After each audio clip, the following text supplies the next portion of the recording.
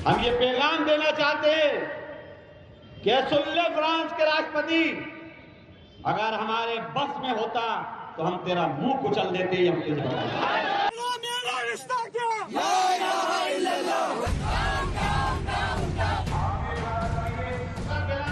Islamic आतंकवाद ने France को लहूलुहान कर रखा है, लेकिन मजहब के नाम पर भोपाल में फ्रांस के राष्ट्रपति इमैनुअल मैक्रों के खिलाफ प्रदर्शन हुआ।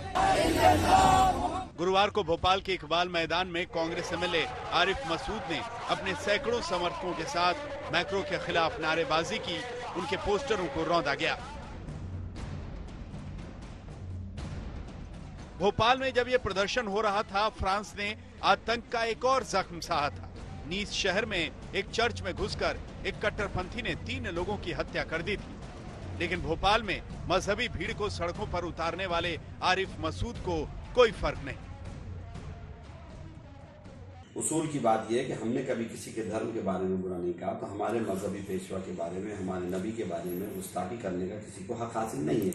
और अगर फ्रांस के राष्ट्रपति ने कार्टून के ऊपर टिप्पणी करी है तो हमने उसका विरोध करा है और शांतिपूर्वक विरोध करा। फ्रांस का मौजूदा बवाल 16 अक्टूबर को शुरू हुआ था, जब अभिव्यक्ति की स्वतंत्रता की क्लास में सैमुअल पैटी नाम के एक शिक्षक ने पैगंबर का कैरिकेचर दिखाया तो उसके विरोध में उनका गला काटकर हत्या कर दी गई।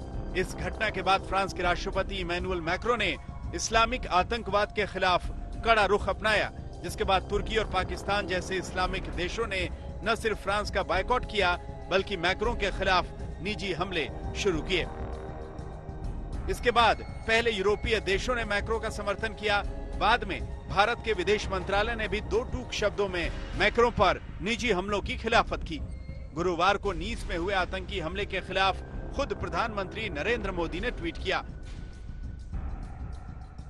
लेकिन इधर न सिर्फ भोपाल बल्कि मुंबई के भिंडी बाजार और नागपाड़ा में मैक्रों का अपमान हुआ। अलीगढ़ यूनिवर्सिटी के छात्रों ने फ्रांस के खिलाफ विरोध मार्च निकाला। वडोदरा और देवबंद जैसी जगहों में भी फ्रांस की विरोध की खबरें हैं। फ्रांस में तौहीन रिसालत का जो मामला सामने आया है वो निहायत तकलीफदा है। उसको किसी भी तरीके से बर्दाश्त नहीं किया जाता। उससे दुनिया के तमाम मुसलमानों के एहसासात को ठेस पहुंची है। दारुल देवबंद ने आज हुकूमत हिंद से भी मुतालबा किया है कि वो इस सिलसिले में अपने मौक़िफ़ का इजहार करे और फ्रांस हुकूमत के सामने अपना एहतजाज दर्ज कराए और हिंदुस्तानी मुसलमानों के जज्बात की तर्जुमानी करे। हालांकि बीजेपी खुलकर फ्रांस का साथ दे रही है।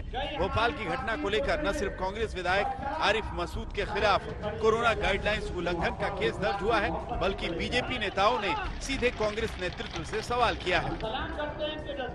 भोपाल के कांग्रेस के विधायक आरिफ मसूद के द्वारा फ्रांस के खिलाफ रैली का आयोजन करना, प्रदर्शन करना, यानी शुद्ध तौर पर आप आतंकवाद का समर्थन कर रहे हैं। मैं कांग्रेस की राष्ट्रीय अध्यक्ष और विशेष तौर पर मध्य प्रदेश के पूर्व मुख्यमंत्री कमलनाथ जी आपसे पूछना चाहता हूं, क्या आप आतंकवाद का समर्थन करते हैं? इस प्रकार के प्रदर्शनों में आप साथ में हैं? इसका जवाब उनको देना चाहिए। पुलवामा आतंकी हमले के बाद फ्रांस ने भारत का साथ दिया था। भारत भी कह रहा है कि आतंकवाद को किसी भी सूरत में सही नहीं ठहरा सकते, इसीलिए भारत का रुख कड़ा है।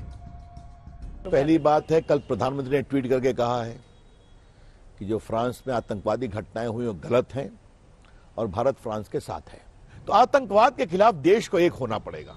हाँ, किसी की रिलीजियस भावनाओं का असम्मान नहीं होना चाहिए, लेकिन कई लोग रिलीजन की आड़ में आतंकवाद करते हैं कि नहीं, ये आप भी जानती हैं।